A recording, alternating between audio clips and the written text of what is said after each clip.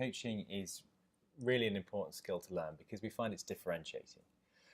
It differentiates great leaders from average leaders. It differentiates great client holders from those who are, just managing client relationships.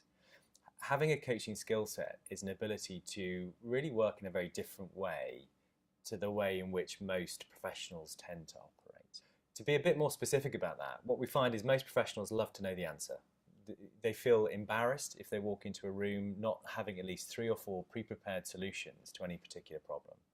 It becomes such a cycle of being well prepared for meetings, well prepared for client questions, that they forget that sometimes they can discover more things. They can have a different impact, both in their leadership and their client relationships, if they try and avoid putting too much pressure on themselves fundamentally to have all the answers to any given situation. So it can really, really help them manage themselves as they start to think about the balance between being a professional and being somebody who has a very different impact as a leader or as a client relationship developer. Reducing it to 4 things is usually the best thing. How do I get less on my agenda and much more onto the person in front of me's agenda? How do I start making my conversation more about them than it is about me? The second thing is, how do I also help that person set goals for themselves? How do I empower them in a leadership sense? How do I really start to think handing responsibility over to this person will mean that they take more responsibility, there's more stretch, there's more motivation, because they are working through what they want to achieve for themselves. That also plays out in the client space, helping the client understand their objectives in a business context and understanding where they're taking their own organizations can be a great way of working with clients that doesn't require you to tell them where you think their business should be going in the next 5 or 6 years. The other places we find it helps is it helps partners have a great set of questions.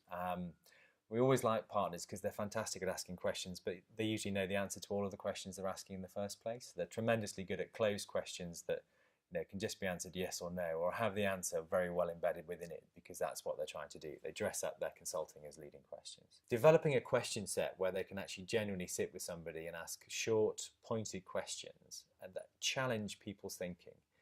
It's not easy to answer some of the difficult questions that you get in a coaching skill set. Where are you taking your business in 5 years' time? That's not an easy question to consider as a client or as an individual. How are you going to achieve this over the next 3 to 4 years? These are great questions to have in your question skill set as a partner to encourage a sense of challenge in your client conversations that isn't just about trading points or trading knowledge. The third area to really concentrate on is then the ability just to listen to people. Often we worry so much about what's going on. Am I looking professional enough? Am I really trying to have an impact in a different way? We just forget to watch and listen to the person in front of us. And the toughest thing is also then about feedback. Giving people feedback in a coaching conversation is really quite critical. It's one of the core skills that you learn. And the ability just to say, this is going on for me, is that helpful to you?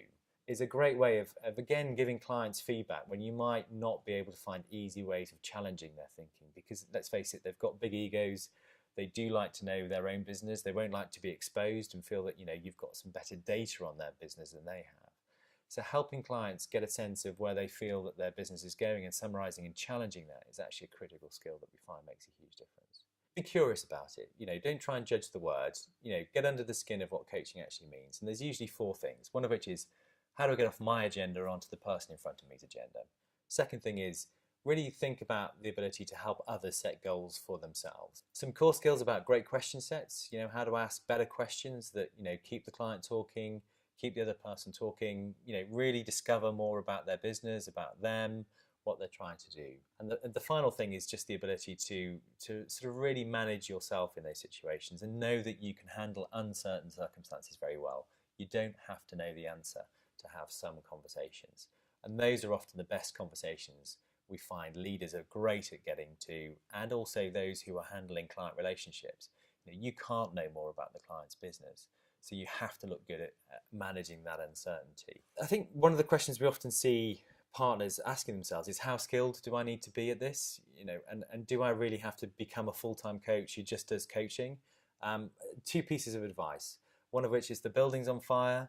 You don't want to be coached out of it. You want to be told. So don't always think that the coaching approach is the right approach in every conversation. That said, if the building's not on fire and the client wants somebody they can think things through with, having a coaching skill set will make a big difference to that sort of conversation. So when the relationship's right, when the situation's right, you can have a very different impact in a leadership and a client leadership sense.